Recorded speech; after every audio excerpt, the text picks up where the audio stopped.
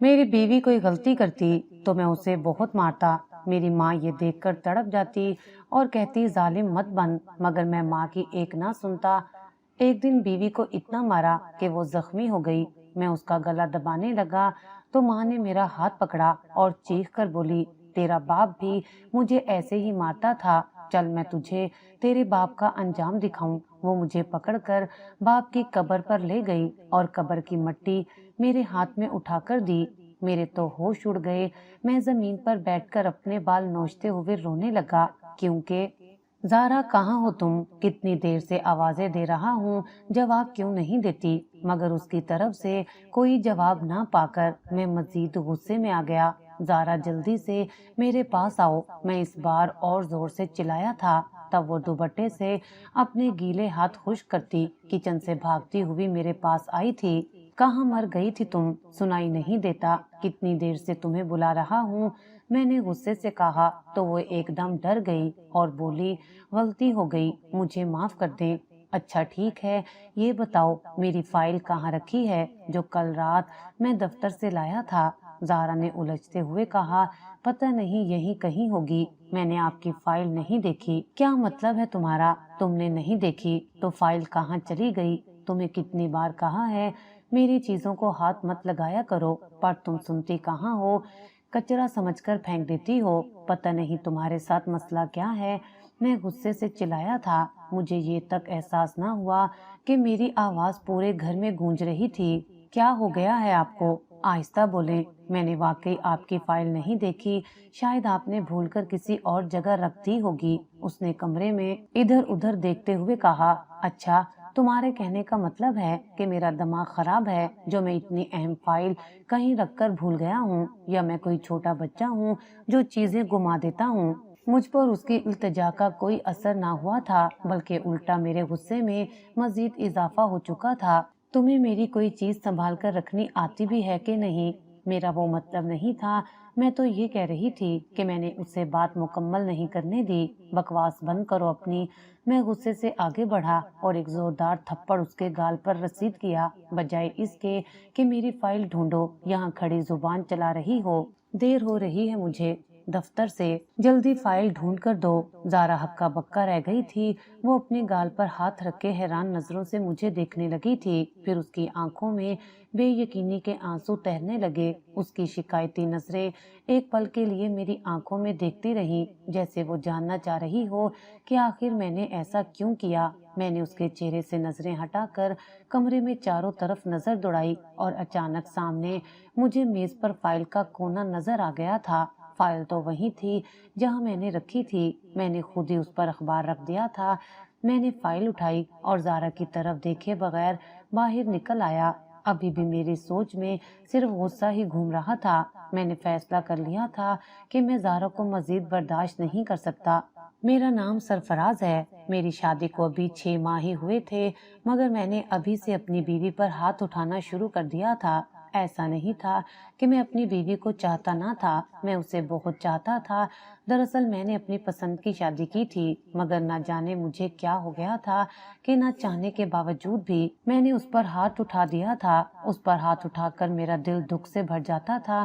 اس کی آنسوؤں سے بھری آنکھیں بار بار میرے خیالوں میں آتی تو میں بے چین ہو جاتا، خود کو لعنت ملامت کرتا کہ میں نے ایسا کیوں کیا۔ بات اتنی بڑی تو نہ تھی کہ میں نے اس پر ہاتھ ہی اٹھا دیا۔ اب میں آئندہ ایسا ہرگز نہیں کروں گا، کبھی زارا پر ہاتھ نہیں اٹھاؤں گا۔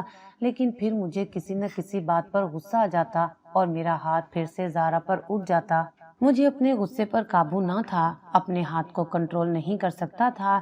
در حقیقت اندر سے میں ایک کمزور اور بزدل انسان تھا۔ ایک عورت پر ہاتھ اٹھانے والا شخص کمزور ہی ہوا کرتا ہے۔ میرے پاس کسی مسئلے کا حل یا سمجھاوا نہ تھا، سوائے اس کے کہ میں اپنے سے کمزور مقابل کو مارنا شروع کر دوں۔ میری قوت ارادی کمزور تھی، مجھ میں سوچنے سمجھنے کی صلاحیت نہ تھی۔ بظاہر تو میں ایک 26 سال کا خوبصورت جوان تھا، میری شخصیت متاثر کن تھی، میرے بولنے اور بات کرنے کا انداز دل فریب تھا۔ میری ظاہری شخصیت کو دیکھ کر کوئی اندازہ نہیں کر سکتا تھا کہ میں کبھی کسی پر ہاتھ بھی اٹھا سکتا ہوں۔ سب کو لگتا تھا کہ میں ایک نرم دل اور امن پسند انسان تھا۔ گھر سے باہر شاید ہی میں نے کبھی کسی پر اس قدر غصہ کیا ہوگا، لیکن حقیقت میں میری شخصیت کیا تھی یہ صرف میں خود ہی جانتا تھا یا میرے گھر والے جانتے تھے۔ میں ایسا کیوں تھا؟ شاید اس لیے کہ میں نے بچپن سے گھر میں یہی ہوتے دیکھا تھا۔ میں نے اپنی ماں کو اپنے باپ کے ہاتھوں ایک دو بار نہیں بلکہ کئی بار پٹتے دیکھا تھا۔ مجھے اپنے باپ سے نفرت تھی، بے پناہ نفرت۔ میں کبھی اس کی عزت نہیں کر پایا تھا اور آج میں شعوری یا لاشعوری طور پر خود بھی ویسا ہی بن چکا تھا۔ میرا باپ تنگ دست تھا، نہ غریب۔ اس کی مارکیٹ میں خوب چلتی ہوئی دکان تھی، روپے پیسے کی بھی کمی نہ تھی۔ میرا ایک چھوٹا بھائی تھا جس کا نام کاشف تھا۔ ہمارے حالات اچھے تھے، پھر بھی نہ جانے کیوں میرے باپ کا مزاج سخت تھا۔ وہ ایک ظالم اور بے رحم انسان تھا۔ مجھے وہ دن آج بھی اچھی طرح یاد ہے جب میں صرف 7 سال کا تھا اور میں نے پہلی بار ماں کو باپ کے ہاتھوں زمین پر گرتے دیکھا تھا۔ اس کی چیخ اس قدر شدید تھی کہ میں لرز گیا تھا۔ میں دوڑ کر کمرے کے کونے میں چھپ گیا اور کانوں پر ہاتھ رکھ لیے تھے تاکہ ماں کی چیخ کو پھر سے نہ سن سکوں، لیکن وہ آواز ہمیشہ میرے اندر ہی کہیں گونجتی رہی اور وہ لمحے جیسے میری یادداشت کا حصہ بن گئے تھے۔ بچپن کی وہ یادیں آج بھی میرے ذہن میں کسی پتھر پر لکیر کی طرح نقش تھیں۔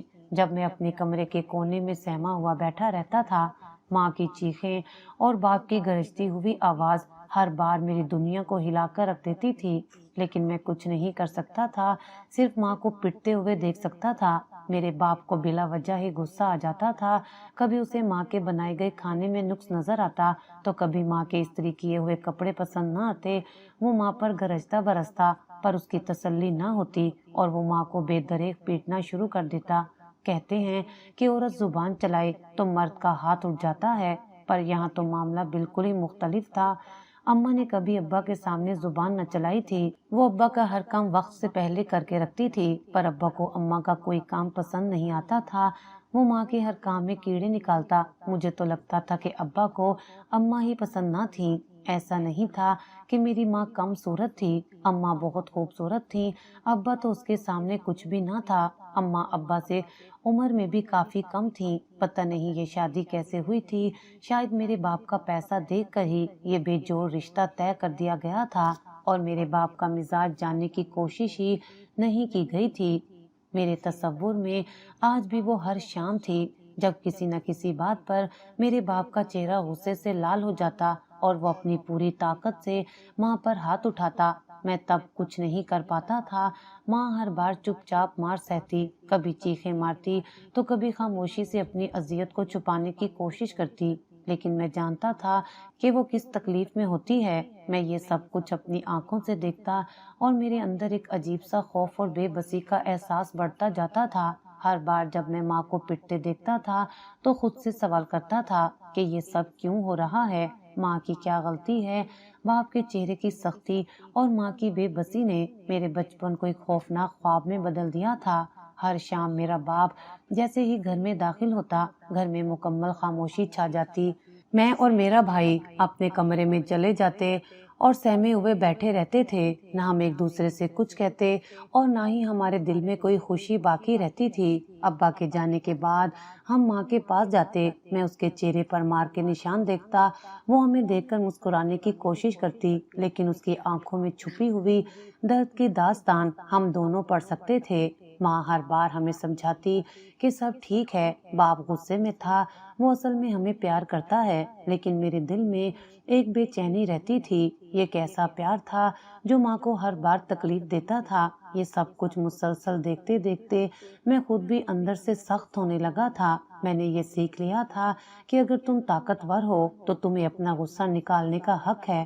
بچپن میں ہی میرے اندر بے پناہ غصہ پیدا ہو گیا تھا جس نے مجھے بڑا ہو کر ویسا ہی بنا دیا جو میں ہمیشہ سے دیکھتا آیا تھا۔ میں اسکول میں بچوں سے جھگڑنے لگا تھا، معمولی سی بات پر میں مار پیٹ پر اتر آتا تھا۔ مجھ میں برداشت کی طاقت نہ تھی۔ میں اکثر اپنے بھائی کاشف پر بھی غصہ کرنے لگتا تھا۔ وہ سہما ہوا حیران نظروں سے مجھے دیکھتا تو مجھے اس پر ترس آ جاتا۔ مجھے اپنے بھائی سے بے حد محبت تھی، پھر بھی نہ جانے کیوں میں اسے ڈانٹ دیتا تھا۔ میں چڑچڑا ہو گیا تھا، ماں سے بھی الجھنے لگا تھا۔ کبھی کبھی مجھے لگتا تھا کہ قصور ماں کا ہے، اس نے میرے باپ کے ظلم کے خلاف کبھی آواز اٹھائی ہی نہ تھی اور نہ ہی کبھی مزاحمت کی تھی۔ ہر بار اس نے ابا کا ظلم بڑی خاموشی سے برداشت کیا تھا۔ اگر ایک بار اماں نے شور مچا کر ابا کو ذلیل کیا ہوتا، خاندان یا اپنے بھائیوں کے آگے یہ بات رکھی ہوتی تو اور کچھ نہیں تو ابا کو بھی سب گالیوں سے نوازتے تو شاید ابا کو دوبارہ ماں پر ہاتھ اٹھانے کی ہمت نہ ہوتی، مگر اماں تو ابا سے مار کھانے کے بعد پھر سے ابا کی خدمت میں ایسے جٹ جاتی جیسے کچھ ہوا ہی نہ ہو۔ اماں نے اپنے میکے والوں سے ملنا بھی چھوڑ رکھا تھا کہ ابا کو اماں کا اپنے بھائیوں سے زیادہ میل جول پسند نہ تھا۔ کبھی عید پر ماموں ہم سے ملنے آتے یا ہم ان کے گھر جاتے تھے۔ مجھے ماموں کے گھر جا کر اچھا لگتا تھا، وہاں محبت اور سکون تھا۔ میں اکثر ماں سے کہتا تھا، اماں ہم ماموں کے گھر نہیں رہ سکتے۔ ماں ہر بار ہنس دیتی تھی، ہمارا گھر تو یہ ہے نا، پھر ہم وہاں کیوں رہیں گے بھلا، مجھے ابا اچھے نہیں لگتے۔ میں کہتا تو ماں چونک جاتی، ایسے نہیں کہتے، تمہارے ابا تم سے بہت محبت کرتے ہیں، ہر چیز تمہارے لیے مہیا کرتے ہیں، کڑی محنت سے تمہارے لیے پیسہ کماتے ہیں، بس کبھی کبھار انہیں غصہ آ جاتا ہے، تم دل پر نہ لیا کرو۔ اماں پیار سے مجھے سمجھاتی تو میں چپ ہو جاتا، کہہ نہ پاتا کہ مجھے ابا کا پیسہ نہیں، پیار اور توجہ چاہیے، گھر کا سکون چاہیے۔ ایک دن میں کسی کام سے ابا کی دکان پر گیا، ابا کو اپنے دوستوں کے ساتھ ہنستے بولتے دیکھ کر میں حیران رہ گیا تھا۔ یہی وہ ابا تھا جس کی گھر میں تیوری چڑھی رہتی تھی اور آنکھیں غصے سے لال رہتی تھیں۔ دکان پر تو ابا کی مسکراہٹیں ہی ختم نہ ہو رہی تھی۔ میں حیران تھا، جیسے تیسے کر کے میرا بچپن گزر گیا تھا اور میں بڑا ہو گیا تھا۔ میں میٹرک کے امتحان کی تیاری کر رہا تھا، میرے اندر کافی تبدیلی آ چکی تھی۔ میں اب وہ سہما ہوا بچہ نہیں رہا تھا جس نے ہمیشہ کونے میں بیٹھ کر اپنی ماں کی چیخیں اور باپ کی گرجتی آوازیں سنی تھی اور وہ کچھ نہیں کر سکتا تھا۔ ایک دن جب میں اسکول سے گھر آیا تو گھر میں وہی شور و غل سنائی دیا جسے میں برسوں سے سنتا آ رہا تھا۔ آج پھر ابا کسی بات کو لے کر غصے میں تھا اور ماں بے بسی سے مار کھا رہی تھی۔ میں کمرے کے دروازے پر کھڑا پیجو تاب کھا رہا تھا، ماں کی ہر چیخ میرے اندر ایک طوفان لا رہی تھی۔ اس دن کچھ مختلف ہوا تھا، میں برداشت کی آخری حد پر پہنچ چکا تھا۔ جیسے ہی باپ کی گرجدار آواز دوبارہ سنائی دی اور ماں کی ایک اور چیخ نکلی، میں نے اپنا بیگ ایک طرف پھینکا اور تیزی سے کمرے کا دروازہ دھکا دے کر کھولا اور کمرے میں داخل ہو گیا۔ یہ وہی منظر تھا جو میں برسوں سے دیکھتا آ رہا تھا، باپ کی گرجدار آواز اور ماں کی بے بسی۔ ابا غصے میں چیخ رہا تھا اور ماں دیوار کے ساتھ سمٹ کر کھڑی تھی۔ میں گرج کر اپنے باپ کے سامنے کھڑا ہو گیا تھا۔ بس کرو ابا، میں زور سے چیخا، تمہیں کوئی شرم آتی ہے کہ نہیں؟ ماں کو ہر روز مارنا ضروری ہے کیا؟ میں آج تک چپ رہا کیونکہ میں بچہ تھا، لیکن اب نہیں، اب میں یہ برداشت نہیں کروں گا۔ ابا نے چونک کر میری طرف دیکھا جیسے اسے یقین نہ ہو کہ اس کا بیٹا اس طرح اس کے سامنے کھڑا ہو سکتا ہے۔ تم ہوتے کون ہو مجھ سے اس طرح بات کرنے والے؟ ابا نے غصے سے کہا، میں اپنی ماں کا بیٹا ہوں، وہی بیٹا جس نے سالوں تک تمہیں ماں پر ظلم کرتے دیکھا ہے، لیکن اب اور نہیں۔ میں نے مضبوط آواز میں جواب دیا، اب یہ ظلم آج ختم کرو ابا، ورنہ تمہارے ساتھ اچھا نہیں ہوگا۔ ابا نے آگے بڑھ کر مجھے کمرے سے نکالنا چاہا، لیکن میں نے فوراً ہاتھ آگے کر کے اسے پیچھے ہٹا دیا۔ اب اور نہیں، میں نے باپ کی آنکھوں میں دیکھتے ہوئے کہا، آج کے بعد اگر ماں کو دوبارہ ہاتھ لگایا تو میں خاموش نہیں رہوں گا۔ ابا، میں تمہارے ہاتھ توڑ دوں گا۔ ابا گنگ رہ گیا تھا۔ میری ماں ایک طرف کھڑی حیرت سے یہ سب دیکھ رہی تھی۔ اسے یقین نہیں آ رہا تھا کہ اس کا بیٹا اس طرح اپنے باپ کے سامنے کھڑا ہو سکتا ہے۔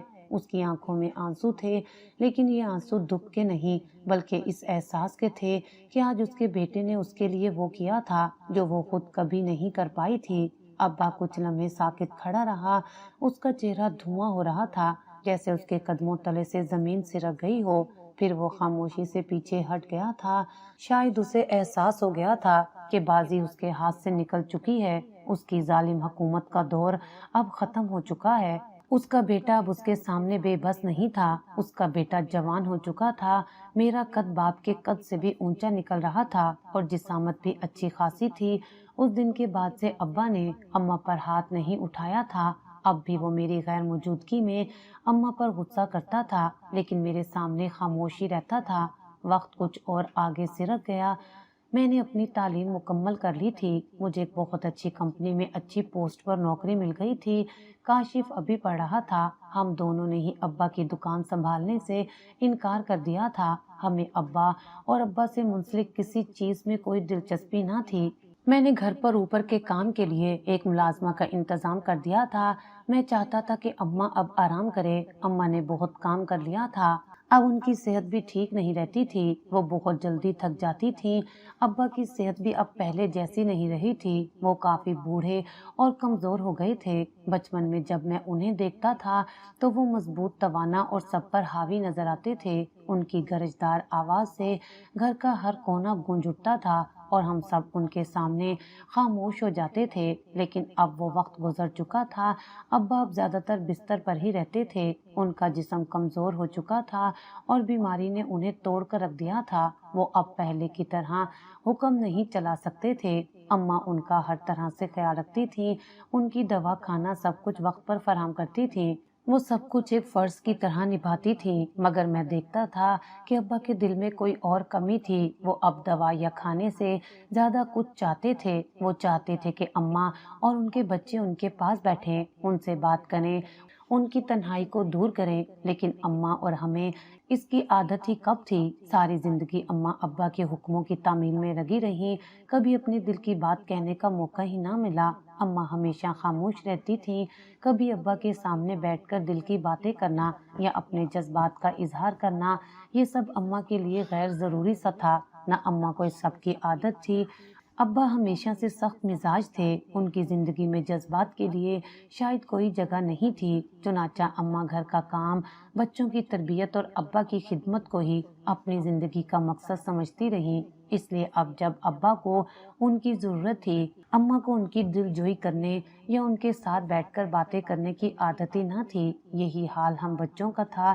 مجھے تو ابا سے سخت نفرت تھی۔ میں ابا کی شکل بھی دیکھنا نہیں چاہتا تھا، نہ کہ ان کے پاس بیٹھ کر ان کی دل جوئی کرتا۔ میں ابا کا اچھا علاج کروا رہا تھا، کھانے پینے کو بھی بہترین فراہم کر رہا تھا۔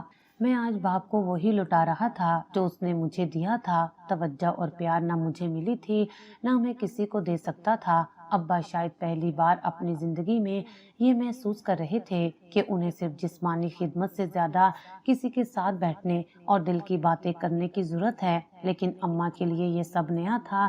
وہ اب بھی بس اپنے کاموں میں لگی رہتی تھی اور ابا کی خاموش تنہائی مزید گہری ہوتی جا رہی تھی۔ میں اکثر ان کی آنکھوں میں وہ خالی پن دیکھتا جو شاید لفظوں میں بیان نہیں ہو سکتا۔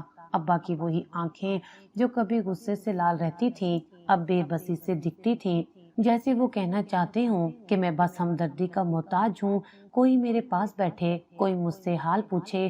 اپنی بیماری کے بیچ وہ ایک طرح سے اکیلے ہو چکے تھے۔ ابا کے ان دوستوں نے بھی پلٹ کر ابا کی خبر نہیں لی تھی جن کے ساتھ ابا اپنا بہترین وقت گزارا کرتے تھے۔ میں سمجھتا تھا کہ ابا کو زندگی کے اس موڑ پر کچھ اور چاہیے جو شاید ہم سب دینے میں ناکام ہو رہے تھے۔ کاشف تو پھر بھی ابا کا حال چال پوچھ لیتا، پر میں تو ابا کے پاس ہی نہ جاتا تھا۔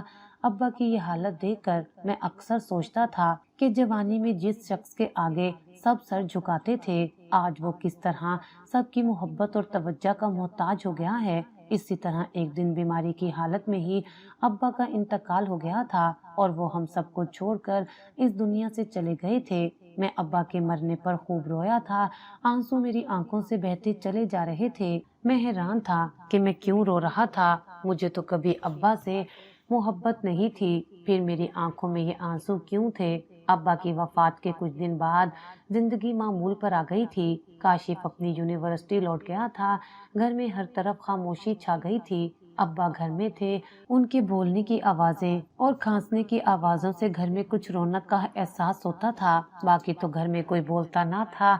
کاشف اپنی پڑھائی کی وجہ سے شہر سے باہر ہوتا تھا، گھر میں صرف میں اور اماں تھے۔ اماں کی خواہش تھی کہ گھر میں رونق کے لیے میری شادی کر دینی چاہیے۔ اماں نے میری پسند کے بارے میں پوچھا تو میرے خیالوں میں زارا کا چہرہ جھلملانے لگا تھا۔ زارا کو میں کافی عرصے سے پسند کرتا تھا، وہ ہماری رشتہ دار تھی، ہمارے گھر سے کچھ ہی دور اس کا گھر تھا، وہ کافی خوبصورت تھی، زارا کو میں نے دفتر جاتے ہوئے کئی بار دیکھا تھا، تب وہ اپنی بہن کے ساتھ کالج جا رہی ہوتی تھی۔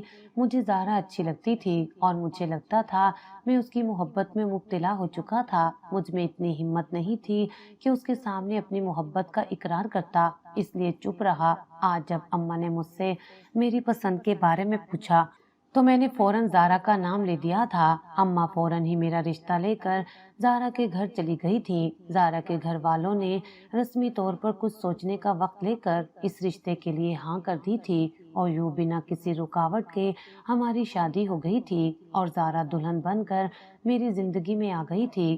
زارا سے شادی کا دن میری زندگی کا سب سے خوبصورت دن تھا۔ میں نے کبھی سوچا بھی نہ تھا کہ زارا سے شادی کے بعد میری زندگی اس قدر حسین ہو جائے گی۔ اس کے نرم لہجے اور خاموش مسکراہٹ نے میرے دل کو پہلے ہی دن جیت لیا تھا۔ شادی کے ابتدائی دن خواب کی طرح گزر رہے تھے۔ میں نے دفتر سے چھٹی لے لی تھی۔ ہم دونوں دن میں روزانہ ہی کہیں گھومنے پھرنے نکل جاتے تھے اور رات کو قریبی پارک میں واک کرنے چلے جاتے تھے۔ رات کو پارک میں بیٹھ کر باتیں کرنا اور دیر تک ایک دوسرے کے ساتھ ہنسی مذاق کرنا، یہ سب زندگی کے حسین لمحے تھے۔ ہمارے درمیان محبت کا رشتہ مضبوط ہوتا جا رہا تھا۔ زارا کو میرے قریب رہنا اور میرے ساتھ باتیں کرنا پسند تھا۔ وہ کہتی تھی کہ زندگی میں سکون صرف محبت اور عزت سے آتا ہے۔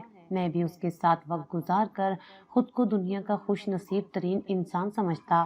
ہماری شادی کے ابتدائی دن سادہ مگر خوشیوں سے بھرے تھے، جیسے ایک کہانی جو ہر لمحے خوبصورت تر ہوتی جا رہی ہو۔ لیکن جیسے جیسے دن گزرتے گئے چھوٹی چھوٹی باتیں ہمارے درمیان آنے لگی۔ شروع میں تو میں ان باتوں کو نظر انداز کر دیتا، لیکن آہستہ آہستہ غصہ میرے اندر جگہ بنانے لگا تھا۔ زارا اچھی عادات کی مالک ہونے کے ساتھ سلیقہ مند بھی تھی۔ کچھ عرصے میں ہی اس نے میرے کاموں کی تمام تر ذمہ داری اپنے سر لے لی تھی اور اماں کو پورا آرام دیا تھا۔ وہ پورا گھر سنبھالتی تھی اور ہر طرح سے میرے آرام کا خیال رکھتی تھی، لیکن بہرحال وہ انسان تھی، کبھی نہ کبھی اس سے بھی کوئی غلطی یا کوتاہی ہو جاتی تھی، اور اس کی معمولی غلطی پر میں سیخ پا ہو جاتا تھا اور اسے لتاڑ کر رکھ دیتا تھا۔ تو پھر بھی ٹھیک تھا، لیکن میں تو اس پر ہاتھ بھی اٹھانے لگا تھا۔ ہر بار جب میں غصے میں ہوتا، بے ساختہ میرا ہاتھ اس پر اٹھ جاتا تھا۔ حالانکہ میں بعد میں بہت پچھتاتا تھا اور ہمیشہ خود سے وعدہ کرتا کہ آئندہ ایسا کبھی نہیں کروں گا، لیکن غصے کی حالت میں خود پر کنٹرول کھو دیتا تھا۔ ایسا لگتا تھا کہ جیسے میرے اندر ابا کی روح گھس گئی ہو۔ زارا کے ساتھ میرا رویہ آہستہ آہستہ ویسا ہی ہونے لگا جیسے میں نے اپنے والد کو ماں کے ساتھ کرتے دیکھا تھا۔ میں نے خود کو روکنے کی بہت کوشش کی، لیکن بہت جلد ہی میرے اندر کا غصہ مجھ پر غالب آ گیا اور میں نے بھی وہی کرنا شروع کر دیا جو میں بچپن میں دیکھتا تھا۔ چھوٹی چھوٹی باتوں پر غصہ کرنا، چیخنا چلانا اور پھر ہاتھ اٹھانا، یہ سب میرے لیے روز کا معمول بنتا جا رہا تھا۔ جب میں نے زارا پر پہلی بار ہاتھ اٹھایا تھا تو مجھے لگا کہ میں نے خود کو اپنے والد کی طرح بنا لیا ہے۔ وہ لمحہ جب زارا میری طرف حیران و پریشان نظروں سے دیکھ رہی تھی اور میں نے غصے میں پاگل ہو کر اسے چانٹا مار دیا تھا، میرے اندر کچھ ٹوٹ رہا تھا۔ میں جانتا تھا کہ یہ غلط ہے، لیکن میں خود کو روک نہیں سکا تھا۔ زارا کا چہرہ مار کے نشان سے سرخ ہو چکا تھا اور اس کی آنکھوں میں آنسو تیرنے لگے تھے، اور وہ بے یقینی کے عالم میں میری طرف دیکھ رہی تھی، جیسے اسے یقین نہ آ رہا ہو کہ میں نے واقعی اس پر ہاتھ اٹھایا ہے۔ اس کی آنکھوں میں وہی بے بسی تھی جو میں بچپن میں اپنی ماں کی آنکھوں میں دیکھتا تھا۔ میں دفتر آ کر بھی کشمکش کا شکار تھا، کبھی زارا پر غصہ آنے لگتا، کبھی خود پر۔ کافی دیر بعد مجھے یہ احساس ہوا تھا کہ غلطی میری ہے، مجھے زارا پر ہاتھ نہیں اٹھانا چاہیے تھا۔ جو بھی تھا وہ میری بیوی تھی اور یہ کوئی اچھی بات نہیں تھی کہ معمولی بات پر میں نے اس پر ہاتھ اٹھا دیا تھا۔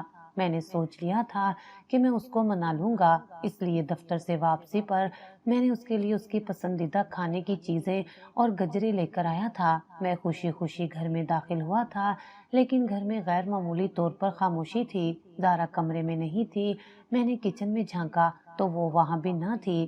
میں اماں کے کمرے میں چلا آیا تھا۔ اماں نے بتایا کہ زارا اپنے میکے گئی ہے۔ یہ سن کر میرا خون پھر سے کھولنے لگا تھا۔ کیا میکے گئی ہے؟ وہ مجھ سے اجازت لیے بغیر کیسے جا سکتی ہے؟ مجھ سے اجازت لے کر گئی ہے نا، کیا اتنا کافی نہیں ہے؟ اماں نے کہا، لیکن میں شوہر ہوں، اس کا مجھ سے پوچھنا بھی تو ضروری تھا۔ کیا میرا وجود اس کے لیے اتنا ہی غیر اہم تھا؟ مجھ سے ایک بار فون کر کے پوچھ لیا ہوتا تو کیا ہو جاتا؟ کیا یہی اس کا طریقہ تھا مسئلے حل کرنے کا؟ میں نے خود کو سنبھالنے کی کوشش کی، لیکن اندر ہی اندر غصہ اور بے عزتی کا احساس بڑھتا جا رہا تھا۔ آپ نے اسے جانے کیوں دیا اماں؟ اچھا ہے، اسے کچھ وقت دو، وہ شاید تم سے ناراض ہے، اس لیے تم سے نہیں پوچھا ہوگا۔ اس لیے کبھی کبھی لڑکیوں کا میکے جانا بہتر ہوتا ہے، وہ تھوڑا وقت لے کر خود کو سنبھال لیتی ہیں۔ تم اسے سمجھنے کی کوشش کرو۔ لیکن اماں کی باتوں کا مجھ پر کوئی اثر نہیں ہو رہا تھا، میرا دماغ صرف ایک ہی بات پر اٹکا ہوا تھا، زارا نے میری اجازت کے بغیر گھر سے باہر قدم کیسے نکالا؟ اماں نے میری حالت دیکھی تو آہستہ سے پاس آ کر بیٹھ گئیں۔ ان کے چہرے پر نرمی اور آنکھوں میں ایک عجیب سا دکھ تھا۔ انہوں نے میرے کندھے پر ہاتھ رکھا اور دھیرے سے بولی، بیٹا، غصے سے مسئلے حل نہیں ہوتے۔ میں جانتی ہوں کہ ماضی میں تمہارا دل بہت دکھا ہے، لیکن زندگی میں رشتے محبت سے چلتے ہیں، غصے اور انا سے نہیں۔ تمہارے باپ نے بھی یہی غلطی کی تھی، میں نے زندگی بھر وہ برداشت کیا، پر اب وقت بدل چکا ہے۔ اماں کی آواز میں کڑوی سچائی کا رنگ تھا، یہی حقیقت تھی اور اس حقیقت سے نظر چرانا ممکن نہیں تھا۔ میں نہیں چاہتی کہ تم بھی وہی راستہ چنو جو تمہارے ابا نے چنا تھا۔ بیوی کو مارنا، اس پر غصہ کرنا، یہ سب وقتی تسکین دے سکتا ہے، لیکن دلوں میں دراڑیں ڈال دیتا ہے۔ رشتہ آہستہ آہستہ ختم ہو جاتا ہے، اور پھر جب انسان کو عقل آتی ہے تو دیر ہو چکی ہوتی ہے۔ میں چپ چاپ اماں کی باتیں سنتا رہا، میرے دل میں ایک عجیب سی کشمکش تھی۔ مجھے احساس ہو رہا تھا کہ وہ ٹھیک کہہ رہی تھی، مگر میرے لیے خود کو غلط قبول کرنا مشکل تھا۔ اماں نے میری طرف دیکھتے ہوئے کہا، زارا تمہاری بیوی ہے، پر بیوی کوئی غلام نہیں ہوتی، وہ تمہارے ساتھ رہنے کے لیے ہے، لیکن عزت اور محبت کے ساتھ۔ اپنی انا کے ہاتھوں اس رشتے کو مت برباد کرو بیٹا، ورنہ تم بھی ایک دن اپنے باپ کی طرح پچھتاوے کا شکار ہو جاؤ گے۔ اماں کی باتوں میں ایک ایسی گہری سچائی تھی جو مجھے جھنجھوڑ رہی تھی۔ مجھے اپنی غلطی کا شدت سے احساس ہونے لگا، شاید ابھی بھی وقت تھا کہ میں زارا کو منا لوں اور وہ غلطی نہ دہراؤں جو میں نے بچپن میں اپنی آنکھوں سے دیکھی تھی۔ میں نے اماں سے وعدہ کیا تھا کہ آئندہ ایسی غلطی کبھی نہیں دہراؤں گا۔ میں زارا کو لینے چلا گیا تھا، میں جاتے ہوئے بھی ڈر رہا تھا کہیں زارا نے اپنے گھر والوں کو سب سچ نہ بتا دیا ہو، لیکن جب میں وہاں پہنچا تو سب نارمل تھا، وہ مجھ سے عزت اور محبت سے ملے تھے۔ میں نے زارا کو گھر چلنے کا کہا تو وہ خاموشی سے میرے ساتھ گھر آ گئی۔ میں نے گھر آ کر زارا سے معافی مانگ لی تھی، پتہ نہیں مجھے کیا ہو جاتا ہے، کیوں میں خود پر سے اختیار کھو دیتا ہوں۔ وعدہ کرتا ہوں آئندہ کبھی تم پر غصہ نہیں کروں گا اور نہ ہی کبھی ہاتھ اٹھاؤں گا۔ زارا میرے وعدے پر خوش ہو گئی تھی۔ یوں ہی 2-4 دن سکون سے گزر گئے تھے، لیکن اس کے بعد پھر وہی ہوا تھا جو ہمیشہ ہوتا تھا۔ ایک دن کھانے میں نمک کچھ تیز تھا۔ یہ آج کیسا کھانا بنایا ہے تم نے؟ اتنا نمک ڈال دیا ہے، میرا منہ حلق تک کڑوا ہو گیا ہے۔ لیکن نمک تو بالکل ٹھیک ہے، اس نے نوالا منہ میں رکھتے ہوئے کہا تو میں نے گھور کر اسے دیکھا۔ تو کیا میں جھوٹ بول رہا ہوں؟ میں نے غصے میں کہا تو وہ گڑبڑا گئی۔ نہیں، میرے کہنے کا مطلب وہ نہیں تھا۔ تو پھر کیا مطلب تھا تمہارا؟ آپ ناراض نہ ہوں، میں آپ کے لیے کچھ اور بنا دیتی ہوں، وہ اٹھتے ہوئے بولی۔ پہلے تمہیں عقل نہیں تھی کہ ڈھنگ کا کھانا بنا لوں؟ تمہیں اچھی طرح پتا ہے کہ میں کم نمک کھاتا ہوں، مجھے سخت بھوک لگ رہی ہے، میں نے ڈھنگ کا کھانا ہی بنایا ہے۔ آپ کو پتہ نہیں کیا مسئلہ ہے، بلا وجہ ہی کھانے میں نقص نکال رہے ہیں، بس غصہ کرنے کی عادت ہے آپ کو۔ تمہارے کہنے کا مطلب ہے کہ میں پاگل ہوں اور جان بوجھ کر کھانا نہیں کھا رہا؟ تمہیں شرم نہیں آتی؟ زبان چلاتے ہوئے میں نے ایک زور کا چانٹا اس کے منہ پر دے مارا تھا۔ ہاں، میں نے یہی کہا ہے، بلا وجہ غصہ اور جھگڑا کرنا آپ کی عادت بن چکی ہے اور شاید اس کے بغیر آپ زندہ رہ نہیں سکتے۔ کیا بکواس کر رہی ہو؟ شرم نہیں آتی؟ زبان چلاتی ہو میرے سامنے؟ میں نے اسے بالوں سے پکڑ لیا تھا، میرے غصے کی انتہا نہ تھی۔ میں نے اس دن غصے میں زارا کو بہت مارا، وہ چپ چاپ سہتی رہی، مگر اماں اس بار برداشت نہ کر سکی، وہ چیخ پڑی، جا اپنے باپ کی قبر پر جا اور اس کے ظلم کا انجام دیکھ، کیا تو بھی وہی سب کرے گا جو تیرے باپ نے کیا تھا؟ جا اور دیکھ وہ کس حال میں پڑا ہے۔ اماں کے الفاظ میرے اندر کسی طوفان کی طرح گونجے تھے۔ میرا ہاتھ یکدم رک گیا تھا، دل میں خوف اور ندامت کا عجب امتزاج پیدا ہونے لگا۔ میں ایک لمحے کے لیے ساکت کھڑا رہا، پھر فوراً گھر سے باہر نکل آیا۔ کچھ دیر گھر کے باہر کھڑا ہو کر خود کو نارمل کرتا رہا اور اماں کی بات پر غور کرتا رہا۔ اماں نے ایسا کیوں کہا تھا؟ میں تو ابا کی تدفین کے بعد دوبارہ کبھی ابا کی قبر پر نہ گیا تھا۔ اماں کاشف کے ساتھ اکثر ابا کی قبر پر چلی جاتی تھی۔ میرے قدم خود بخود قبرستان کی طرف اٹھنے لگے تھے۔ قبرستان کے اندر داخل ہو کر میں ابا کی قبر کی طرف چل پڑا۔ میرے قدم بوجھل تھے اور دل تیزی سے دھڑک رہا تھا۔ جب میں ابا کی قبر کے پاس پہنچا تو شام ڈھل رہی تھی۔ قبر کے کتبے پر دھول جمی تھی۔ ابا کی ویران قبر ایسے لگ رہی تھی جیسے زمین کے نیچے کوئی درد چھپا ہو، جیسے کوئی پچھتاوا ہو جو بول نہیں سکتا۔ میرے دل پر بوجھ بڑھنے لگا۔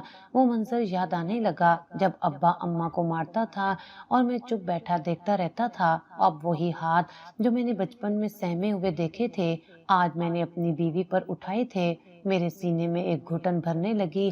کیا میں بھی اپنے باپ کی طرح انجام کو پہنچوں گا؟ یہ سوال میرے دماغ میں گونجنے لگا۔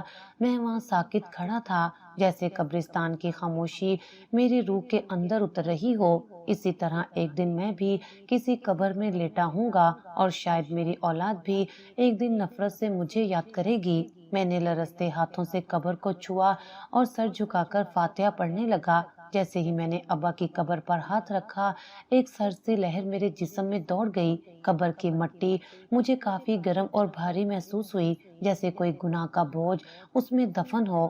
میں نے لرزتے ہونٹوں سے فاتحہ پڑھنے کی کوشش کی، مگر زبان لڑکھڑا گئی۔ میرا دل عجیب خوف سے کانپ رہا تھا۔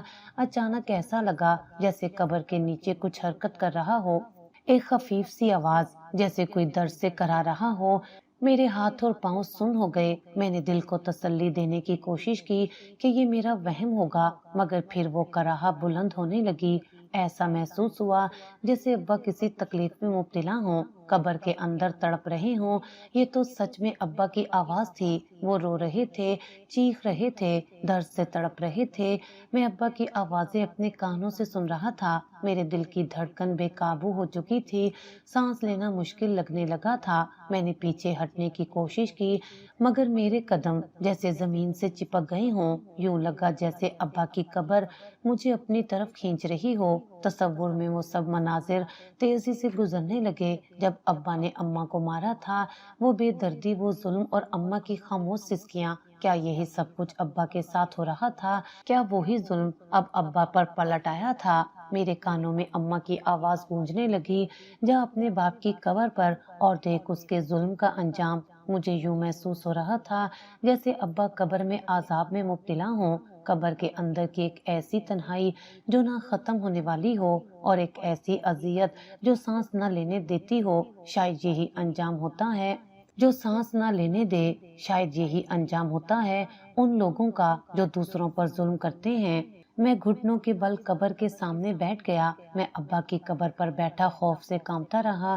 میری آنکھوں میں آنسو آ گئے تھے، جیسے قبر کے عذاب کا سایہ میرے دل پر اتر چکا ہو۔ میں قبر کے پاس بیٹھا آنسو پونچھ رہا تھا کہ پیچھے سے کسی کے قدموں کی آہٹ سنائی دی۔ میں نے پلٹ کر دیکھا تو ایک بوڑھا گورکن ہاتھ میں بلیچا تھامے کھڑا تھا۔ اس کے چہرے پر وقت کی سلوٹیں تھیں اور آنکھوں میں عجیب سی چمک تھی۔ وہ مجھے غور سے دیکھنے لگا۔ تم کون ہو بیٹا؟ تمہیں پہلے کبھی نہیں دیکھا۔ وہ حیرانی سے بولا، یہ میرے والد کی قبر ہے، میں نے لڑکھڑاتی آواز میں کہا۔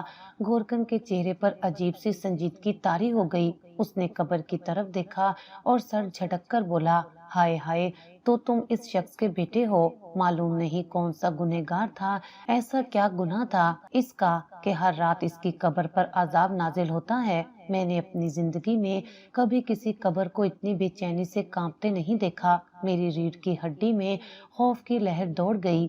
ہر رات عذاب؟ میں نے لرزتے ہوئے پوچھا۔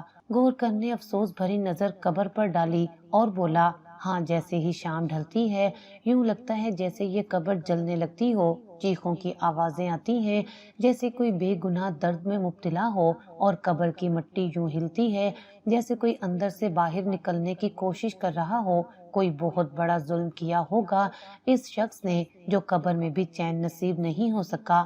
گورکن نے ایک سرد آہ بھری اور بولا، یہ قبر بڑی عجیب ہے، میں نے زندگی بھر قبریں کھودی اور سنبھالی، لیکن آج تک ایسی قبر کبھی نہیں دیکھی۔ جب رات ہوتی ہے تو یہاں سے عجیب خوفناک آوازیں آتی ہیں، جیسے کوئی چلا رہا ہو، معافی مانگ رہا ہو، درد سے کرا رہا ہو۔ ہر رات قبر کے اندر ایسا شور مچتا ہے جیسے کسی کو زنجیروں میں جکڑ کر گھسیٹا جا رہا ہو۔ میں نے کئی بار ہمت کر کے دیکھنا چاہا کہ کیا ماجرا ہے، لیکن میرے قدم خود بخود پیچھے ہٹ جاتے ہیں۔ یہ قبر کسی عام انسان کی نہیں لگتی، لگتا ہے جیسے زمین بھی اس شخص کو قبول نہیں کرنا چاہتی۔ گورکن کی باتوں نے میرے اندر ایک عجیب سا خوف پیدا کر دیا تھا، لیکن اس کا چہرہ بتا رہا تھا کہ وہ کوئی کہانی نہیں سنا رہا بلکہ حقیقت بیان کر رہا ہے۔ اس نے قبر پر ایک نظر ڈالی اور سرد آہ بھرتے ہوئے بولا، یہ قبر رات کے وقت ایسی بن جاتی ہے جیسے جہنم کا ایک ٹکڑا ہو، مٹی سے دھواں اٹھتا ہے اور کبھی یوں لگتا ہے جیسے اندر کوئی جانور پنجے مار کر باہر نکلنا چاہتا ہو۔ میں نے کتنی بار اپنی آنکھوں سے دیکھا ہے کہ مٹی خود بخود ہلنے لگتی ہے جیسے کوئی اندر سے زمین کو چیرنے کی کوشش کر رہا ہو۔ میرا دل خوف سے کانپنے لگا، جیسے وہ عذاب صرف قبر کے نیچے نہیں بلکہ میرے وجود میں بھی اترنے لگا ہو۔ رات کو یہاں سے چیخیں سنائی دیتی ہیں، گورکن نے آہستہ آواز میں کہا، انسانی آوازیں، مگر ایسی جنہیں سن کر جسم کے رونگٹے کھڑے ہو جائیں۔ یوں لگتا ہے جیسے کوئی بے حد تکلیف میں ہو، جیسے کوئی اپنے گناہوں سے چھٹکارا مانگ رہا ہو مگر ہر لمحہ مزید عذاب میں جکڑ لیا جاتا ہو۔ میرا حلق خشک ہو گیا۔ میں نے لرزتے ہوئے پوچھا، کیا کبھی کسی اور قبر میں ایسا ہوا ہے؟ گورکن نے نفی میں سر ہلایا، نہیں بیٹا، یہ قبر جیسے کسی خاص سزا کے لیے چنی گئی ہو۔ تمہارے والد نے کچھ ایسا کیا تھا جس کی سزا کے لیے دنیا بھی کم پڑی۔ میں نے اپنی زندگی میں ایسی قبر نہیں دیکھی، نہ دن کو سکون ہوتا ہے نہ رات کو۔ کچھ قبریں وقت کے ساتھ پرسکون ہو جاتی ہیں، مگر یہ قبر ہر رات زیادہ پھبھرتی ہے، جیسے اندر کا عذاب ختم نہ ہونے کا نام ہی نہ لیتا ہو۔ میں گورکن کی باتیں خاموشی سے سن رہا تھا، میرا دل خوف سے بے قابو ہو رہا تھا۔ گورکن نے مزید کہا، اس قبر میں جو دفن ہے وہی جانتا ہے کہ اپنے گناہوں کے ساتھ مرنا کیسا ہوتا ہے۔ ہر رات جیسے وہ قبر کے اندر سے کسی کا نام پکار کر رو رہا ہو، لیکن اس کی آواز پر صرف عذاب اترتا ہے۔ جب انسان ظلم کرتا ہے تو اس کا اثر ختم نہیں ہوتا، نہ دنیا میں نہ قبر میں۔ اس کی باتیں میرے دل پر ہتھوڑے کی طرح لگ رہی تھیں۔ میں نے بے اختیار سوال کیا، کیا تمہیں پتا ہے میرے باپ کے ساتھ کیا ہوا ہوگا؟ گورکن نے ایک تھکی ہوئی ہنسی ہنس کر کہا، جو شخص دوسروں کی زندگی کو دکھ اور اذیت سے بھرتا ہے اسے موت کے بعد بھی سکون نہیں ملتا، اس کی روح چین سے نہیں سو سکتی۔ زمین بھی ایسے لوگوں کو جنت کی خوشبو نہیں دیتی۔ تمہارا باپ ہر رات اپنے کیے گئے ظلموں کا حساب دیتا ہے اور قیامت تک دیتا رہے گا۔ میرے قدم کانپنے لگے تھے۔ گورکن نے سر جھٹکتے ہوئے کہا، میں تمہیں ایک نصیحت کرتا ہوں، طاقت کے غرور میں رہنے والے لوگ بھول جاتے ہیں کہ ان کا انجام بھی قریب ہے۔ تم اپنے باپ کے راستے پر کبھی مت چلنا، ورنہ تمہاری قبر بھی ایسی ہی بنے گی، اور کوئی گورکن بھی تمہاری قبر پر آ کر یہ کہے گا کہ ہر رات عذاب تمہاری روح کو جکڑ کر رکھتا ہے۔ بیٹا، جو دنیا میں کسی کے ساتھ بھی ظلم کرے اس کے لیے نہ قبر سکون کا ٹھکانہ بنتی ہے نہ آخرت۔ یہاں ہر رات یہ قبر اس بات کی گواہی دیتی ہے کہ ظلم کا حساب ضرور ہوتا ہے۔ اب جتنا ہو سکے اپنے باپ کے لیے صدقہ خیرات کرو، نیک اعمال کرو، شاید اس کی سزا میں کچھ کمی ہو جائے۔ گورکن پلٹ کر واپس جا چکا تھا۔ میرے ہاتھ خود بخود قبر کی مٹی پر جا پڑے اور وہی سرد سی لہر میرے جسم میں پھر سے دوڑ گئی۔ یوں لگا جیسے مٹی میں ایک آگ ہو۔ میں وہاں سے پیچھے ہٹنے کی کوشش کر رہا تھا مگر میرے قدم بھاری ہو چکے تھے۔ ایسا محسوس ہوا جیسے قبر مجھے اپنے ساتھ کھینچنا چاہتی ہو، جیسے کہہ رہی ہو، آ جا۔ ابھی سے اپنے انجام کا ذائقہ چکھ لے۔ گھٹن، خوف اور پچھتاوے کا بوجھ میری روح کو کچلنے لگا۔ میں نے زاروں قطار روتے ہوئے دعا مانگنی شروع کر دی تھی، یا اللہ میرے باپ کو معاف کر دے اور مجھے بھی بدل دے، مجھے اس دردناک انجام سے بچا لے۔ قبر کی مٹی کے نیچے سے جیسے ایک آخری کرہ سنائی دی اور مجھے یوں لگا کہ وہ کرہ میرے لیے تھی، ایک وارننگ کہ اگر میں نے اپنے راستے نہ بدلے تو میرا انجام بھی یہی ہوگا۔ میری ریڑھ کی ہڈی میں سنسناہٹ دوڑ گئی، دل میں خوف کی ایک ٹھنڈی لہر اتر گئی تھی۔ میں ساکت کھڑا رہ گیا۔ گورکن کی باتوں نے میرے دل کو لرزا دیا تھا۔ وہ ظلم جو ابا نے ہمیشہ اماں پر روا رکھا تھا، وہی ظلم عذاب کے طور پر ابا کی قبر میں پلٹ کر آ چکا تھا۔ میں جانتا تھا کہ اب واپسی کا کوئی راستہ نہیں تھا۔ یہ باتیں صرف میرے باپ کے بارے میں نہیں تھیں، بلکہ میرے لیے بھی ایک وارننگ تھی۔ اگر میں نے اپنی زندگی نہیں بدلی تو میرا انجام بھی ایسا ہی ہوگا۔ میں نے خود کو اس قبر کے عذاب سے آزاد کرنے کا فیصلہ کیا۔ میں قبر پر ہاتھ رکھ کر خاموشی سے کھڑا رہا، لیکن میری روح اندر سے چیخ رہی تھی۔ فاتحہ کے الفاظ بھی زبان پر نہیں آ رہے تھے، جیسے وہ بوجھ بن گئے ہوں۔ میں لرزتے قدموں کے ساتھ واپس پلٹ آیا، لیکن دل میں ایک عہد پکا کر لیا کہ میں اپنی زندگی کو بدلوں گا تاکہ میرا انجام ایسا نہ ہو۔ انسان کی زندگی میں ہمیشہ دو راستے ہوتے ہیں، رحمان کا راستہ اور شیطان کا راستہ، پر نہ جانے کیوں ہم رحمان کا راستہ چھوڑ کر شیطان کا راستہ چن لیتے ہیں اور کہیں کے نہیں رہتے۔ اس دن کے بعد میں نے فیصلہ کیا کہ اب مزید ویسا انسان نہیں رہوں گا جیسا میرا باپ تھا۔ میں نے خود کو بدلنا شروع کیا، زہرا کے لیے نہیں بلکہ اپنے لیے، تاکہ میرا انجام بھی ایسا نہ ہو جیسا میں نے اس قبر میں دیکھا تھا۔ میں نے زہرا سے معافی مانگنے کا فیصلہ کیا تھا، نہ صرف لفظوں میں بلکہ عمل سے بھی۔ میں نے خود سے وعدہ کیا کہ اپنے غصے کو قابو میں رکھوں گا، میں اپنے رشتوں کو عزت دوں گا، نہ کہ اپنے غصے کا شکار بناؤں گا۔ یہ آسان نہیں تھا، لیکن قبر کے عذاب کا خوف میرے دل سے نکلنے والا نہیں تھا۔ میں نے زہرا کے لیے کھانے کی چیزیں اور پھول لے کر آیا تھا، لیکن اب ان چیزوں کے ساتھ میری نیت میں سچائی بھی شامل تھی۔ میں نے دستک دی تو زہرا نے دروازہ کھولا، اور زہرا کو سامنے دیکھ کر ایک پل کے لیے میں شرمندہ ہو گیا۔ اس کے چہرے پر چوٹوں کے نشان تھے۔ میں نے دھیرے سے کہا، زہرا میں جانتا ہوں میں نے بہت غلط کیا، لیکن اب میں خود کو بدلنا چاہتا ہوں۔ زہرا نے بے یقینی سے میری طرف دیکھا، جیسے اسے میری بات پر اعتبار نہ ہو، پھر وہ خاموشی سے ایک طرف ہو گئی تھی۔ اس نے کچھ نہیں کہا تھا۔ میں جانتا تھا کہ اسے میرے الفاظ کا یقین نہ تھا۔ یہی وعدہ تو میں اس سے پہلے بھی کر چکا تھا۔ شاید یہی وجہ تھی کہ اب اسے میری بات پر یقین نہ تھا۔ اس واقعے کے بعد میں بہت خوف زدہ اور بے چین ہو گیا تھا۔ زہرا کے چہرے پر خوف اور بے بسی کا جو عکس ہوتا تھا، آج وہ میرے چہرے پر تھا۔ ابا کی قبر کا منظر میری نظروں کے سامنے بار بار آ رہا تھا۔ کسی بھی چیز پہ میرا دھیان نہیں لگ رہا تھا۔ گھر کی خاموشی مجھے کھا رہی تھی۔ زہرا نے بات کرنا تو دور، میری طرف دیکھنا بھی چھوڑ دیا تھا۔ رات کافی ہو گئی تھی، پر مجھے نیند نہیں آ رہی تھی۔ میں اپنے رویے کے بارے میں سوچ رہا تھا۔ اس رات پہلی بار مجھے احساس ہوا تھا کہ میں اپنے باپ کی پرچھائی بن رہا تھا۔ وہی رویہ، وہی غصہ، وہی بے قابو الفاظ جو میں بچپن میں برداشت کرتا تھا، اب میں خود دہرا رہا تھا۔ اس دن کے بعد سے میں نے خود کو بدلنے کا پکا فیصلہ کیا تھا۔ یہ میرے لیے آسان نہیں تھا۔ اپنے غصے کو قابو میں رکھنا سب سے زیادہ مشکل تھا، لیکن میں نے ٹھان لیا تھا کہ زہرا کے ساتھ اب ویسا سلوک کبھی نہیں کروں گا جیسا میں نے بچپن میں اپنی ماں کے ساتھ ہوتے دیکھا تھا، بلکہ زندگی میں کبھی کسی کے ساتھ بھی زیادتی نہیں کروں گا۔ میں نے چھوٹے چھوٹے قدم اٹھانا شروع کیے۔ پہلے اپنی عادتوں پر قابو پایا، غصے کے لمحوں میں خود کو روکنا سیکھا۔ اگر کچھ برا لگا بھی تو زہرا پر غصہ نکالنے کی بجائے خاموشی اختیار کی۔ آہستہ آہستہ ہمارے رشتے میں تبدیلی آنے لگی۔ زہرا کی آنکھوں میں جو خوف تھا وہ کم ہونے لگا۔ وہ پھر سے مجھ سے بات کرنے لگی۔